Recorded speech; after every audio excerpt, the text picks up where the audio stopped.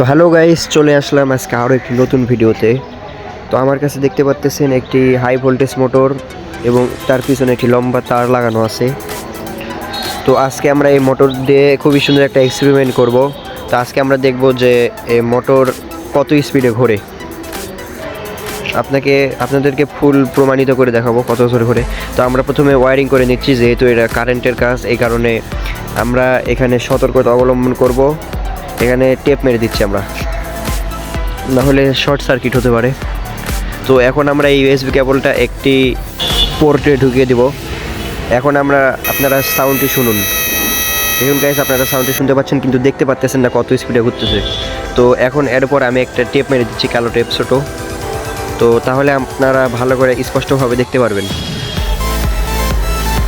তো গাইস এখন দেখুন কীরকম স্পিডে ঘোরে, আপনারা দেখলে বুঝতে পারবেন। দেখুন গাইস, খুব সুন্দর বাতাস লাগতেছে। তো গাইস আপনাদেরকে আমি এই মোটরটার আরপিএম বলতে চেয়েছিলাম।